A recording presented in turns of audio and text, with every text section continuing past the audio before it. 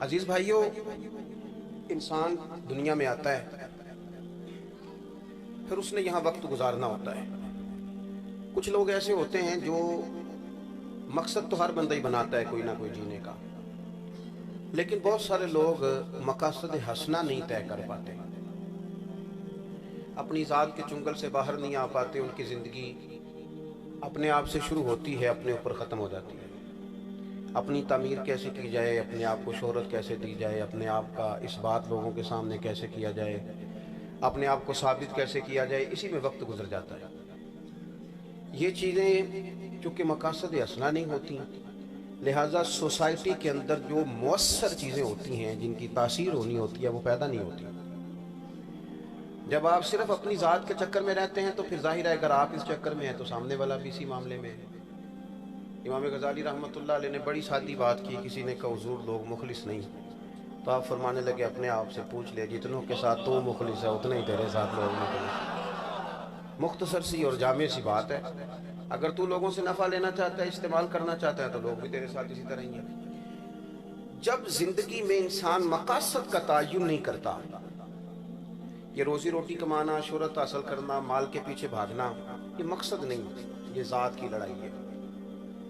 اور چونکہ یہ وعدہ ہے اللہ تعالیٰ کا کہ رزق ملے گا، اس لیے اس کے اوپر بہت زیادہ تشویش کا اظہار کرنا اور کٹھن اپنے آپ کو بنا لینا ویسے ہی درست نہیں۔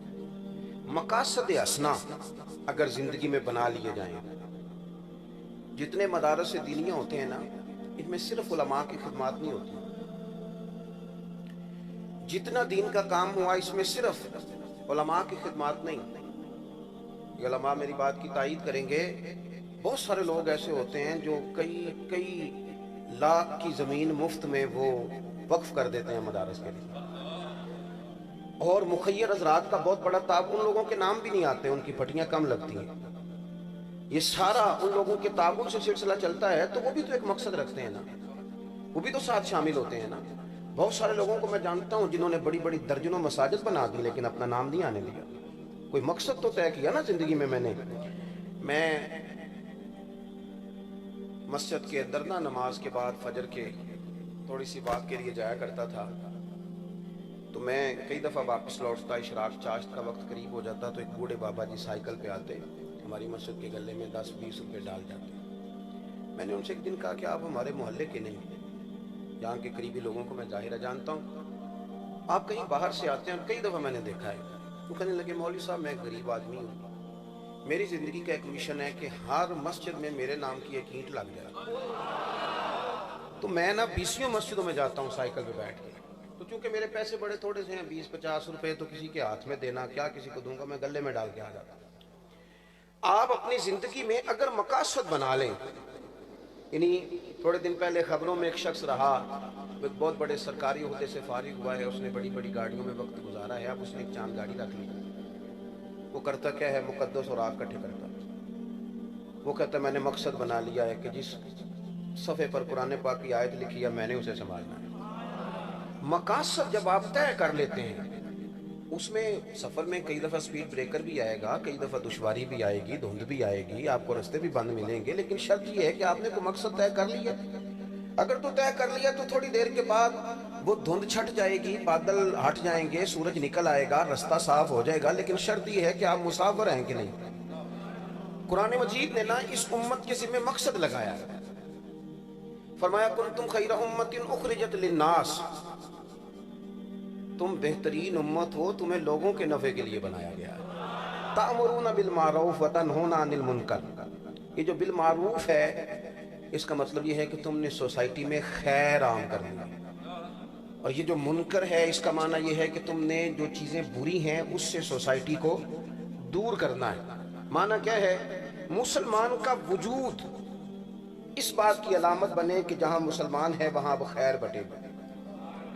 کسی مسلمان کا کسی جگہ وجود ہونا اس بات کی علامت ہوتا تھا کہ یہاں سے اب شر دور ہو جائے گی، چونکہ اس امت کی تعریف یہ ہے کہ یہ لوگوں کو بھلائی کا حکم دے گی اور برائی سے روکے گی۔ مقصد کے تحت جب آپ زندگی گزارتے ہیں، جب آپ دیکھیں نا، کیونکہ ہمارا اب دور آیا اقوال زرعی پڑھنے کا، اور ہم تو اتنے سیانے ہو گئے ہیں کہ ہم نے اپنے اسکولوں کی دیواروں پر انگریزوں کے قول لکھ لیے کئی دفعہ دل کرتا ہے پوچھنے سے کہ میاں نبی کریم علیہ السلام کی ساری حدیثیں یاد ہو گئی ہیں جو آپ ادھر چل نکلے ہیں؟ آپ کو سرور کائنات صلی اللہ علیہ وسلم کی بتائی ہوئی باتیں کتنی یاد ہو گئی جو آپ نے ادھر ادھر بھی دیکھنا شروع کر دیا؟ وہ جی آج ایک بات پڑی تھی آپ تک پہنچا رہا ہوں. او میاں تو اسے چھوڑ, آپ میرے دل آمنہ کے لال کی باتیں کریں, تو سرکار کی بات کر. نا علمہ وچ پھسا سانو تو یار دی گل سنا سانو. سرور کائنات علیہ السلام کی آپ کوئی ایک بات بھی لیں گے تو وہ آپ کو دستور زندگی دے گی. نوجوان میری بات پر غور کریں. ہمارے ہاں چونکہ ہر جمعے حدیثیں پڑھی جاتی ہیں اور مفت میں پڑھی جاتی ہیں. آپ کو موٹیویشنل سپیکر کے پاس 5,000 روپے کی سیٹ بک کرانی پڑتی ہے, مولوی صاحب کے پاس تھوڑی کرانی پڑتی ہے. وہ تو آپ کو گزارش کرتے ہیں کہ مہربانی کرنا اگلے جمعے ٹائم پہ آ جانا, تو اس کے باوجود بھی لوگ نہیں آتے. اگر ہم سرکار دو عالم علیہ السلام کی باتیں غور سے پڑھیں تو وہ ہمیں منشور دیں جینے کا. صرف آپ غور کر لیں ایک جملہ حدیث پاک کا. حضور نے فرمایا تم میں سے بہتر وہ ہے جو لوگوں کے حق میں بہتر ہے. لوگ بس اس پہ زندگی گزاری جا سکتی ہے.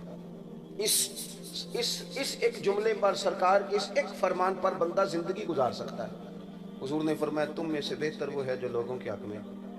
میں نے بہتر بننا ہے اپنے استادوں کے حق میں, بہتر بننا ہے اپنے مشائخ کے حق میں, میں نے بہتر بننا ہے اپنے ماں باپ کے حق میں, بہتر بننا ہے اپنے بہن بھائیوں کے حق میں. پھر اس کے بعد میں نے بہتر بننا ہے اپنے سسرال کے حق میں, پھر میں نے بہتر بننا ہے دوستوں کے حق میں, پھر میں نے بہترین بننا ہے اولاد کے حق میں, پھر میں نے بہترین بننا ہے محلے کی مسجد کے حق میں, پھر میں نے بہترین بننا ہے ان لوگوں کے حق میں جو میرے ساتھ تعلق رکھتے ہیں.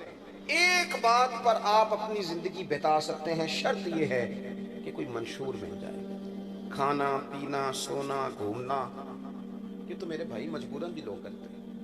یہ تو وہ بھی کرتے ہیں جو نظریاتی نہیں ہیں, کسی مذہب کے ماننے والے ہیں. اگر زندگی با مقصد نہ ہو تو جو صلاحیتیں اللہ تعالیٰ نے اپنے فضل سے دی ہوتی ہیں وہ بھی زنگ آلود ہو جاتی ہیں.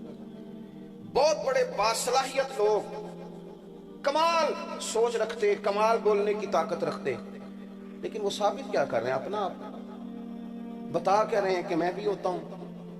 یعنی اتنی صلاحیت تھی ان کے اندر کہ وہ, میں پہلے بھی شاید آپ نے بات سنی ہو, میں اکثر دوستوں سے کہتا ہوں کہ اگر میرے اندر اپنے حق میں قائل کرنے کی صلاحیت ہے تو اللہ رسول کے حق میں قائل کرنے کی بھی ہے.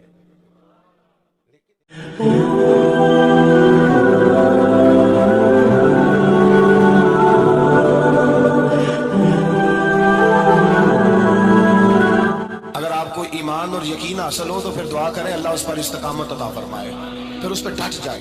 نبی پاک صلی اللہ علیہ وسلم نے فرمایا میں اس بات کا خوف نہیں کرتا کہ میری امت کمزور ہو جائے گی, اس بات کا ڈر نہیں کہ پیسے ختم ہو جائیں, نہ یہ خوف ہے کہ بھوکی مرے گی. حضور کس بات کا خوف ہے؟ تو نبی پاک نے فرمایا خوف یہ ہے کہ ان کا یقین کمزور ہو جائے گا. یاد رکھیں اگر اعتبار نہ ہو تو گھر نہیں چلتا, تو اگر اللہ رسول پر یقین کامل نہ ہو تو پھر بندہ مسجد نہیں آ سکتا, پھر اس کا دین نہیں چلتا, پھر اس کے لیے مشکل ہے نماز, پھر اس کے لیے مشکل ہے راہ خدا میں خرچ کرنا. میرے نبی پاک نے فرمایا یوں نہ کہا کر کہ یا اللہ چاہے تو دے چاہے تو نہ دے, جب مالک سے مانگ تو کہا کر یا اللہ تجھی سے مانگنا ہے, میں لے کے اٹھوں گا, تو مجھے دے گا. فرمایا جتنا تیرا یقین کامل ہوگا اتنا ہی اللہ تجھے جھولی بھر کے عطا فرمائے گا. کمزور سا مسلمان, لڑکھڑاتا سا مسلمان دیکھتا ہوں کرتا ہوں, اور یہ بھی نہ دیکھا کریں بھائی ایمان یقین کو استقامت کے درجے پہ لیں, یہ نہ دیکھا کریں کہ وہ کیسے دے گا. وہ کسی وسیلے کا محتاج نہیں ہے, وسیلے کو پسند کرتا ہے, پر وسیلے کا محتاج وہ بغیر وسیلے کے بھی دے دیتا ہے. ہر آدمی ماں باپ کے ذریعے پیدا ہوتا ہے, اگر پیدا کرنا چاہے تو جناب عیسیٰ کو بغیر باپ کے پیدا کر دیتا ہے, اگر پیدا کرنا چاہے تو حضرت آدم کو بغیر ماں اور باپ کے پیدا کر دیتا ہے. جب یقین رکھیں, یقین قرآن مجید پڑھیے, حضرت موسیٰ علیہ السلام فرعون کے دربار میں کھڑے ہیں, چاروں جانب دشمن ہی دشمن ہے, جادوگر آ گئے, انہوں نے سانپ چھوڑے, حضرت موسیٰ کے ہاتھ میں ڈنڈا تھا. حضرت موسیٰ کہتے ہیں کہ اللہ کیا کروں؟ تو اللہ تعالیٰ نے فرمایا اپنا سانپ پھینک دو. کہنا چاہیے تھا نا کہ یا اللہ ایک ہی تو شے, اتنے سانپ ہے, بچانے کے لیے ڈنڈا ہے وہ پھینک دوں. ڈنڈا پھینکا جاتا ہے, سانپ کو دیکھ کر کے قابو کیا جاتا ہے. یہ میرا اور آپ کا ذوق ہے نا, لیکن انبیاء کرام کا انداز ملاحظہ کیجئے میرے عزیزو. اللہ فرماتے ہیں ڈنڈا, اے موسیٰ ڈال دے اپنا عصا. پہلے نہیں فرمایا کہ سانپ بن جائے گا, فرمایا بس تو ڈال دے. میں اور آپ ہوتے ہیں تو سامنے ہے, ڈنڈا ہاتھ میں, ہم کہیں گے عجیب بات ہے, یہی تو دفاع کی چیز ہے, इसी को डाल दूं तो बचूंगा कैसे? कहा डाल दो। तो हजरत मूसा ने डाल दिया। कहा मेरे रब का हुक्म है तो मेरे लिए बेहतर ही होगा। अल्लाह फरमाते हैं जब मूसा ने डाला तो मैंने उस डंडे को, उस असा को अजदहा बना दिया। अब कभी असा भी अजदहा बने, कभी कभी छड़ी भी बहुत बड़ा अजदहा बनी है, लेकिन कुरान कहता है जनाबे मूसा ने डाला तो अल्लाह ने अजदहा। बल्कि उससे पीछे चलिए, औरतें कमजोर यकीन की होती है ना। जनाबे मूसा पैदा हुए तो अल्लाह फरमाते हैं मैंने मूसा की माँ के दिल में बात डाली, माँ के दिल में संदूक में डाल के तो इसको दरिया में बहा दे। और भाई संदूक में कह सकते हैं ना ऑक्सीजन कैसे जाएगी, और दरिया में बच्चे बचने के लिए डाले जाते हैं कि डूबने के लिए डाले जाते हैं? माँ के दिल में यकीन कमजोर नहीं था माँ का। अंबिया के माँ बाप मुवहद होते हैं, दीन को मानने वाले। माँ के दिल में अल्लाह ने बात, अल्लाह कुरान में कहते मैंने वही की, मैंने इल्का किया, मैंने बात डाली। हजरत मूसा की माँ कहती है मैंने डाल के ना समुंदर में बेटा, मैंने समुंदर में बेटा डाल के संदूक में बंद करके रब के हवाले किया। आप फरमाते हैं मेरे मालिक का भरोसा किया तो फिर मेरे मालिक का काम देखो, कमाल देखो। मैंने दरिया में डाला, अल्लाह ने फिरौन के घर में मेरे बेटे की परवरिश करा दी। ये यकीन कि हजरत मूसा के पास कौम आई, कुरान पढ़िए, कहा जनाब पानी चाहिए। का मूसा ने कौम ही, मूसा ने अपनी कौम के लिए पानी मांगा। हमने कहा फल फाजरत मिन हुस्नता आशरता आईना, अपना डंडा पत्थर पे मारो। अकल वाला आदमी होता तो अड़ जाता, कहता या अल्लाह पत्थरों से भी कभी पानी निकला है? इतनी असाकल हाजर, मारो पत्थर पे डंडा। अल्लाह के नबी ने मिनट नहीं लगाया, ठा करके डंडा लगाया। फल फाजरत मिन हुस्नता आशरता आईना। अल्लाह फरमाते हैं जनाब मूसा ने एक आशा मारा, मैंने 12 चश्मे जारी कर दिए। तू ले तो अल्लाह करता है, अल्लाह कहता है पढ़ नमाज रोज ही दूंगा, कहता सोचता हूँ। अल्लाह फरमाता है आजा मस्जिद में तेरा हो जाऊंगा, कहता देखता हूँ। रब फरमाता है तू मेरे महबूब की गुलामी कर, मैं तुझे महबूब बना लूंगा।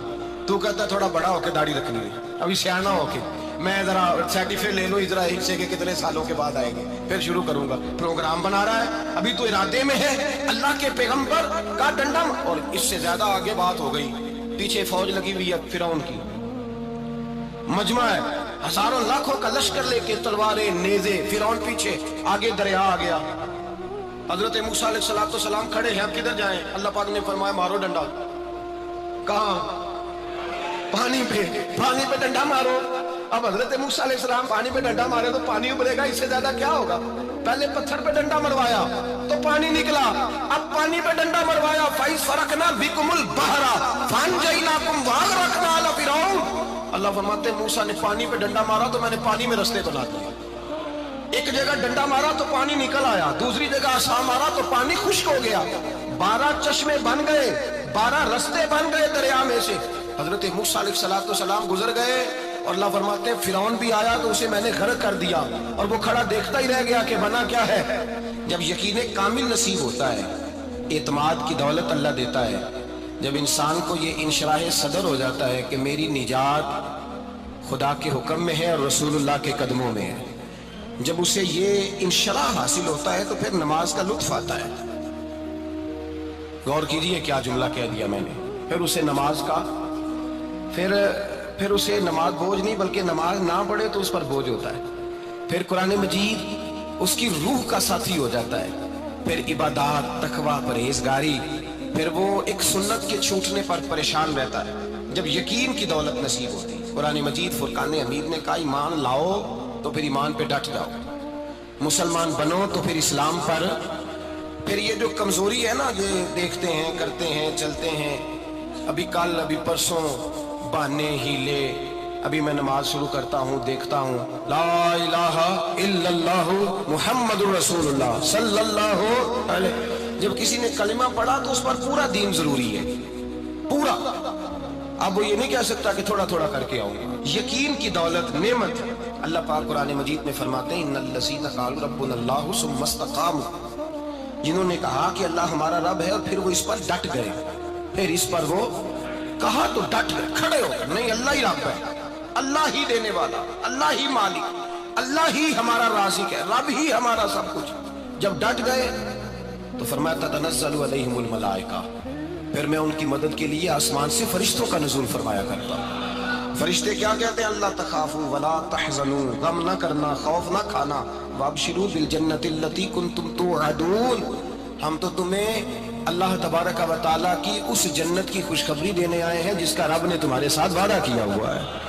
پھر فرشتوں کا نزول ہوتا ہے، لیکن شرط کیا ہے کہ ایمان لائے، اور پھر ایمان پر پھر یہ نہ سوچے کہ وہ کس طرح دے گا، وہ کیسے عطا کرے گا، وہ میری مدد کس طرح کرے گا، نظام کیسے چلے. ڈٹ جائے کہے میرے اللہ کا حکم ہے تو میں نے حلال ہی کھانا ہے، میرے رب کا حکم ہے تو میں نے تھوڑے پہ گزارا کرنا ہے، میرے مالک کا حکم ہے تو میں نے اپنی جیب دیکھنی ہے، دوسرے کی نہیں دیکھنی، میرے رب کا حکم ہے تو میں نے اس کی اطاعت میں رہنا ہے. جب ڈٹ جائے گا اللہ کے احکامات پر، جب ڈٹ جائے گا تو اللہ فرماتا ہے پھر میں تیری مدد کے لیے فرشتوں کا نزول کروں گا. نبی پاک صلی اللہ علیہ وسلم نے فرمایا 2 دولتیں اگر کسی کو اللہ دے دے تو سمجھے اللہ نے اسے دنیا کی سب سے زیادہ دولت عطا فرما دی. یا رسول اللہ وہ کون کون سی چیزیں ہیں؟ فرمایا ایک جس شخص کو اللہ نے معاف کرنے کی دولت عطا کر دی، جو معاف کرنے لگ گیا، جس کی طبیعت میں درگزر آ گیا، جو معاف کرنے لگا، غلطیاں معاف کرنے لگا، جس کو ایک دولت یہ مل گئی. اور دوسرا میرے مصطفیٰ نے فرمایا جسے اللہ نے یقین کی دولت عطا فرما دی. جس کو یہ 2 دولتیں مل جائیں، ایک درگزر کرنا، دوسرا رب رسول پہ یقین کامل رکھنا، اسے کائنات کی ہر شے مل گئی. میرے نبی پاک نے فرمایا جب بھی دعا مانگو خدا سے یہ 2 نعمتیں مانگا کرو، عرض کیا کرو اے اللہ درگزر کی دولت عطا فرما، اے اللہ تو ہمیں یقین کی دولت عطا فرما، ایمان کی قوت اور پختگی نصیب فرما. میرے انسان چھوٹے سے چھوٹا کاروبار بھی کرتا ہے تو وہ ڈھیر سارے لوگوں سے مشورہ کرتا ہے، وہ غور و فکر کرتا ہے کہ میں جو کام شروع کرنے جا رہا ہوں آیا یہ فائدہ مند رہے گا یا میں ترقی کی منازل طے نہیں کر سکوں گا. بہت سارے لوگوں سے مشاورت کے بعد وہ کام کو شروع کرتا ہے اور پھر اس سارے کام کے لیے جتنے لوازمات، جتنی ضروریات چاہیے ہوتی ہیں وہ ساری پوری کرتا ہے. پھر اس کی ساری ضروریات اور شرائط اور تقاضے پورے کرنے کے بعد وہ دیکھتا ہے کہ میرے کام میں مجھے فائدہ ہوا ہے یا خسارہ ہوا ہے. عزیز دوستو، جس طرح دنیا کے کام انسان مشوروں سے کرتے ہیں، پھر شرائط پوری کرتے ہیں، پھر اس کے بعد اس کا سالانہ حساب کرتے ہیں، نیک اعمال کے بارے میں بھی ہمیں اسی طرح توجہ کرنی چاہیے کہ جب کوئی نیک عمل کریں تو پہلے غور کریں کہ جو میں کرنے جا رہا ہوں کیا میرا دین اس عمل کی پوری تائید کرتا ہے، کیا یہ عمل سنت اور شریعت کے مطابق ہے. اگر محسوس کریں کہ آپ اس کے شرعی تقاضوں سے آگاہ نہیں ہیں تو جو لوگ جانتے ہیں فَاسْأَلُوا أَهْلَ الذِّكْرِ إِن كُنتُمْ لَا تَعْلَمُونَ، پھر ان سے پوچھ لو جو علم رکھتے ہیں. اگر تمہیں علم نہیں ہے پوری ضروریات کے ساتھ، مشاورت کے ساتھ کام کو، نیک عمل کو شروع کیا جائے، پھر اس کے سارے تقاضے پورے کیے جائیں، اور پھر تقاضے پورے کرنے کے بعد، عمل کرنے کے بعد، محنت کرنے کے بعد ایک تڑپ ہونی چاہیے دل میں. وہ تڑپ یہ ہونی چاہیے کہ میرا مالک اسے قبول بھی فرما لے. ایک ہوتی ہے قابلیت اور ایک ہوتی ہے قبولیت. بعض لوگوں کے پاس قابلیت تو ہوتی ہے پر ان کی قبولیت نہیں ہوتی. جو قبول ہو جائے اور جس کو قبولیت نصیب ہو جائے، اصل اسی شخص کا عمل اسے نفع دیتا ہے.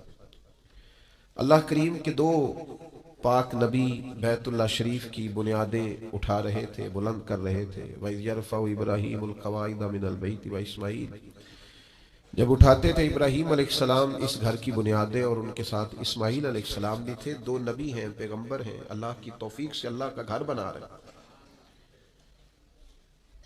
مشقت کر رہے ہیں، محنت کر رہے ہیں، کوشش کر رہے ہیں، بیت اللہ کی تعمیر کر رہے ہیں. تو رب کہتا ہے پتہ ہے وہ مجھ سے کہتے کیا تھے؟ میرا ہی گھر بنا رہے ہیں، پر مجھ سے کہتے تھے ربنا تقبل منا، یا اللہ یہ خدمت ہم سے قبول فرما لے، یہ قبول کر لینا. قبولیت بڑی نعمت ہے. کچھ لوگوں کے پاس قابلیت بڑی ہوتی ہے پر ان کی قبولیت. 2 بھائی تھے، ملا فضل اور فیضی اکبر کے دربار میں، بڑے عالم تھے.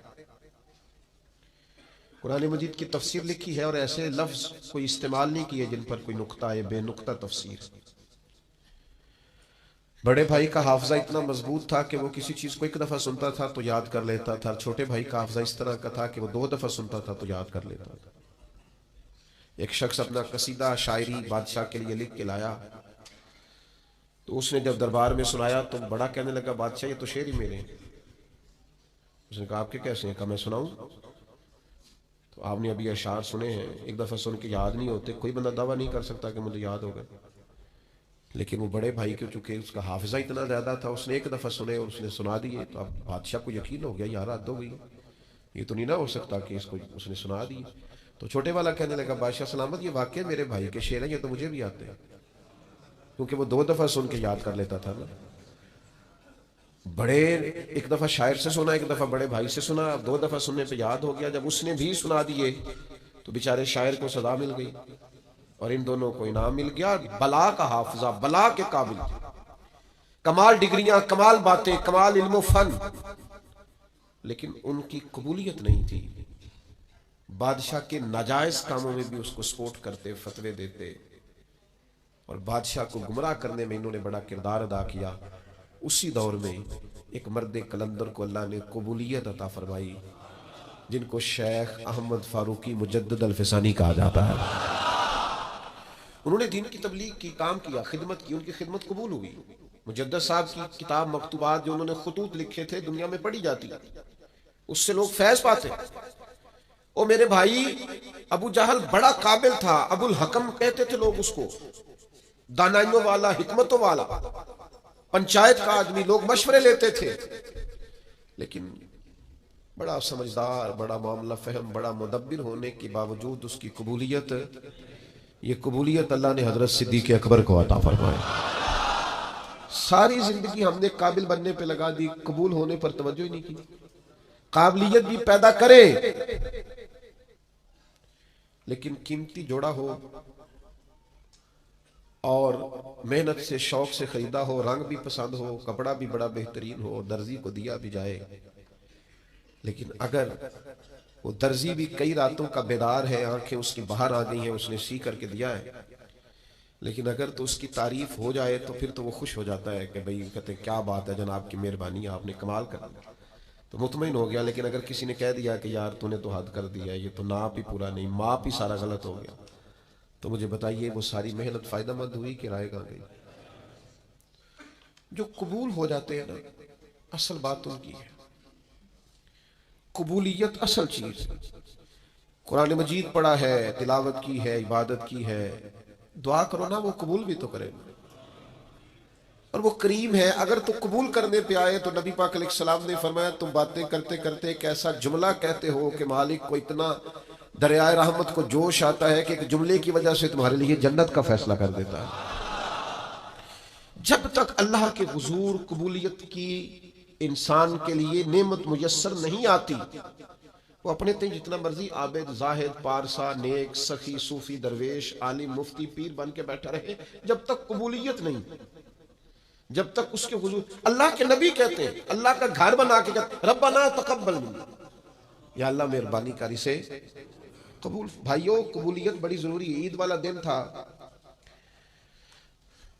حضرت فاروق اعظم رضی اللہ تعالیٰ عنہ نے نبی پاک علیہ السلام کے مصلی پہ کھڑے ہو کے لوگوں کو عید کی نماز پڑھائی، اور پھر اللہ کے محبوب کی امت کے مابین خوشیوں بھری، محبتوں بھری انہوں نے ملاقاتیں بھی کی، لیکن گھر جب گئے تو اچانک آنکھوں میں آنسو آ گئے، اور وہ آئے تو وہ تیز ہو گئے آنسو، تو گھر والی کہنے لگی آپ کا ہر جگہ یہی حال ہے، آج عید کا دن ہے مسرت کا اور آج بھی آپ رونے لگے۔ آپ فرمانے لگے تو ٹھیک کہتی ہے، مجھے بھی اندازہ ہے کہ آج خوشی کا دن ہے، عید الفطر ہے، روزے گئے ہیں تو رونا نہیں چاہیے، خوشی کرنی چاہیے۔ تو کہا پھر آپ کیوں رو رہے ہیں؟ تو فرمانے لگے بس کیا کروں، دل نرم ہے، ایک بات یاد آ گئی، اس نے رلا ڈالا ہے۔ کہ حضور کیا یاد آیا؟ فرمانے لگے میرے دل میں خیال آیا ہے عید تو اس کی ہے نا جو قبول ہو گیا ہے، اس کے روزے قبول ہو گئے، اس کی نمازیں قبول ہو گئی، اس کی تراویح قبول ہو گئی، جس کا اعتکاف قبول ہو گیا، جس کی بیت اللہ کی حاضری قبول ہو گئی، جس کی روضہ رسول کی حاضری قبول ہو گئی، جو قبول ہو گئی۔ عید تو اس کی ہے، لیکن جس نے سارا کچھ کیا ہے پر قبول نہیں ہوا، تو اس کو پھر میری طرح رونا ہی چاہیے، اس کے لیے رونا ہی تو ہے۔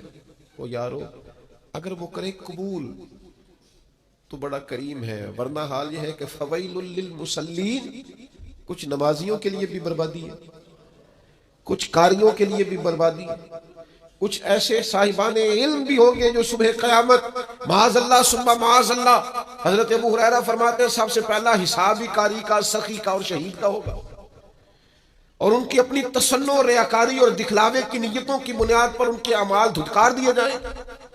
دعا کرو اس کے حضور قبولیت ہو جائے، اگر تو وہ کر لے قبول ہو جائے مہربانی، تو حضرت صدیق اکبر جا کے حضرت بلال حبشی کو خریدنے کے لیے کھڑے، کہتے ہیں میرا گورے رنگ والا غلام رکھ لے، یہ کالا حبشی غلام مجھے دے دے۔ تو وہ حضرت بلال جس کے غلام تھے وہ کہنے لگا اگر میں ساتھ پیسے بھی مانگوں تو کہا جتنے تو کہے، پیسے بھی دوں گا، پڑھا لکھا خوبصورت غلام بھی دوں گا، پر یہ حبشی نسل سیدنا بلال مجھے دے دے۔ تو وہ شخص کہنے لگا ابو بکر سیاڑے تاجر ہو، زندگی تجارت میں گزری ہے، کیسا سودا کر رہے؟ تو حضرت صدیق رو پڑے، کہنے لگے تمہیں اس حبشی کی شان کا بھی نہ پتا، یہ قبول ہو گیا ہے، یہ قبول ہو گیا ہے، جو تو ہو گیا نا قبول، جس کی تو ہو گئی قبولیت، جس پر تو ہو گیا فضل، تو وہ تو نجات پا گیا اور فلاح پا گیا۔ لیکن قابل بڑا تھا، قیمتی بڑا تھا، رنگ بڑا خوبصورت تھا، قد بڑا اونچا تھا، اور باتیں بڑی آتی تھیں، پر قبولیت نصیب اگر وہ مہربانی کرے، اگر وہ رحمت کرے، اگر وہ عطا کرے اور وہ کہہ دے کہ تو قبول ہے، تو پھر تو بات بن گئی۔ دیکھو نا یہ قبول ہوئے۔ صحابہ فرماتے ہیں ایک شخص زرہ پہنے حضور کی بارگاہ میں آیا کہ یا رسول اللہ پہلے جہاد کروں کہ پہلے کلمہ پڑھوں؟ تو نبی پاک نے فرمایا تو پہلے کلمہ پڑھ پھر جہاد کر۔ نے کلمہ پڑھا، جہاد کیا، شہید ہو گئے، حضور اس کے سرانے کھڑے، دیکھو قبول ہو گیا، یہ دیکھو سرانے حضور کھڑے۔ ابھی آیا تھوڑی دیر پہلے ابھی آیا، تھوڑی دیر ہوئی ایک آیا کالیاں زلفاں والا، ایویں دو کڑیاں میرے من میں رکیا تے کر گیا نور اجالا۔ حضور سرانے کھڑے ہیں اور مسکرا کے فرما رہے ہیں دیکھو عمل تھوڑا کیا ہے اور اجر زیادہ لے گیا ہے، یہ قبول ہو گیا ہے نا، یہ قبول۔ سلمان فارسی قبول ہو گئے، بکتے بکاتے دروازہ رسول پہ آئے، سلمان قبول ہو گئے۔ سلمان فارسی حضور کی بارگاہ کے مقبول ہو گئے، وہ خدمت عالی مرتبت میں رہنے لگے۔ سلمان فارسی کو آزاد کرانا تھا تو ان کے لیے بندوبست بھی حضور کرا رہے ہیں، ان کے لیے کھیت اور پودے تیار کیے جا رہے ہیں، بندوبست ہو رہا ہے۔ سلمان قبول ہو گئے، پھر اتنے قبول ہوئے، کہاں سے بکتے بکاتے آئے تھے، تیری تلاش میں پھرا میں جنگل پہاڑ اور دشت میں، اور پھر اتنے قبول ہوئے کہ محبوب کریم نے فرمایا لوگوں اسے غیر نہ سمجھنا، سلمان من اہل البیت، قابلیت بھی تلاش کرو لیکن دعا کرو نا وہ قبول بھی کرے، اس کی بارگاہ سے قبولیت بھی ملے۔ دنیا میں جتنے بھی لوگ تھوڑی سی شعور کی آنکھ کھولتے ہیں نا، وہ کسی مذہب کو ماننے والے نہ ہوں یا ماننے والے ہوں، جب شعور بیدار ہوتا ہے نا تو دو چار سوالوں کے جواب وہ تلاش کرنے شروع کر دیتے ہیں۔ ایک تو سوال ان کے ذہن میں یہ اٹھتا ہے کہ انسان کیوں پیدا ہوا ہے، کہاں سے آیا ہے، اگر آیا ہے تو پھر آیا کہاں سے ہے اور کیوں آیا ہے۔ اور پھر یہ بھی سوال پیدا ہوتا ہے کہ سب انسان ایک جیسے سٹیٹس کے کیوں نہیں، کوئی امیر ہے، کوئی غریب ہے، کوئی پڑھا لکھا ہے، کوئی ان پڑھ ہے، کوئی خوبصورت ہے، کوئی ظاہری طور پر لوگوں کی نظر میں بدصورت ہے، کوئی آقا ہے، کوئی غلام ہے۔ ان سوالوں کے لوگ جواب چاہتے ہیں، مقصد حیات کیا ہے، اور انسان کو کس نے بھیجا ہے، کس مقصد کے لیے بھیجا ہے، ہم کیوں آئے ہیں، اس کا نا جواب چاہیے حضرت انسان کو۔ پھر وہ یہ سوال مختلف لوگوں کے ذہنوں میں گھومتے گھومتے کوئی کسی طرف نکل گیا، کوئی کسی طرف نکل گیا۔ ایک بڑا ادیب آدمی تھا، بڑا بہترین شاعر تھا، وہ کہنے لگا اصل میں نا انسان ایک پھول ہے، تو بہار کا موسم آتا ہے تو کھل جاتا ہے، جوانی ہے، صحت ہے، تندرستی ہے، پھر خزاں آتی ہے تو آہستہ آہستہ اس کے پتے مرجھا جاتے ہیں، پھر زیادہ ہی پتجھڑ آتا ہے تو ٹوٹ جاتا ہے، یعنی انتقال کر جاتا ہے، لہٰذا ایک خوشبو ہے، ایک پھول ہے۔ اس نے بھی بات کی، چلو ٹھیک کی ہوگی۔ پھر ایک اور شخص بولا، اس نے کہا نہیں، بنیادی طور پر نا پوری دنیا کے اندر مختلف کردار اللہ نے بنائے ہیں، کوئی باپ ہے، کوئی دادا ہے، کوئی بیٹا ہے، کوئی پوتا ہے، کوئی بھائی ہے، تو سب اپنا اپنا کردار نبھاتے ہیں اور پھر اپنے اپنے وقت پر وہ رخصت ہو جاتے ہیں کیونکہ اب کردار بدلنے کی باری آ گئی. اب وہ جو باپ تھا اس نے دادا بننا ہے اور وہ جو پوتا تھا اس نے باپ بننا ہے, لہذا وقت بدلتا ہے تو یہ کردار بھی بدل جاتے ہیں. لوگ اپنے اپنے حساب سے کوششیں کرتے رہے, یہاں تک کہ بعض نے یہ بھی کہہ دیا کہ انسان پہلے حیوان تھا. یہ ترقی کرتے کرتے کسی نے کچھ کہا, کسی نے کچھ کہا, لیکن یاد رکھنا یہ راز اگر کھولا ہے نا کسی نے تو اسی نے کھولا ہے جس نے انسان بنایا ہے. یہ اسی نے کھولا ہے. جو فلسفیوں سے کھل نہ سکا اور نکتہ وروں سے حل نہ ہوا, وہ راز ایک کملی والے نے بتلا دیا چند اشاروں میں. نبی کریم صلی اللہ تعالی علیہ وسلم نے وحی کے ذریعے فرمایا, وحی کے ذریعے فرمایا. ادھر ادھر سے کیوں پوچھتے ہو, مجھ سے پوچھو نا. میں تمہیں اللہ کا قرآن پڑھ پڑھ کے بتاتا ہوں کہ تمہیں بنایا کس نے. میں تمہیں بتاتا ہوں تمہیں بنانے والا کون ہے. وہ کون ہے جس نے تجھے بنایا ہے. هو الذی یصورکم فی الارحام. تو ماں کے پیٹ میں تھا, ایک نطفہ تھا, ایک کریم مالک نے چاہا, پھر اس نے ماں کے پیٹ میں تیری صورت بنائی, یہ تیرے نقش و نگار بنائے. اس نے تیرے چہرے کو تخلیق کیا, پھر تیرے چہرے پر اس نے آنکھیں رکھیں, پھر ناک رکھا, پھر ہونٹ رکھے, پھر تجھے بنا کے نہ تو خود ہی فرماتا ہے لَقَدْ خَلَقْنَا الْإِنسَانَ فِي أَحْسَنِ تَقْوِيمٍ. خود بنا کے نہ خود فرماتا ہے کہ تحقیق میں نے انسان کو بڑی ہی خوبصورت ساخت پر پیدا فرمایا. ایک منٹ کے لیے ذرا سوچ کے دیکھنا کہ یہ ناک اگر یہاں ہوتا تو کتنا برا لگتا, یہ ہونٹ اگر تھوڑے سے بھی نیچے ہو جائیں تو کتنے. بعض لوگوں کے نا ذرا سے دانت تھوڑے سے کبھی اوپر ہو جائے نا کسی بیماری کی وجہ سے بھی تو لوگوں کو اچھے لگتے.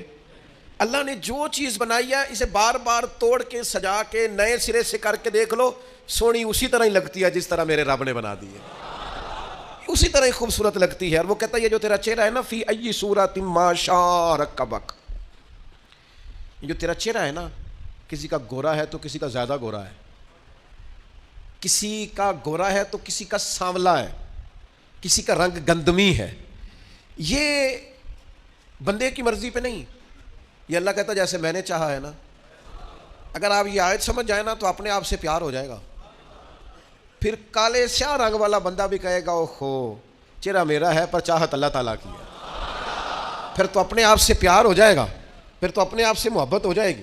پھر تو انسان کہے گا کہ خدا جانے بلندی ہے کہ پستی, پر جہاں میں ہوں وہاں کوئی نہیں ہے.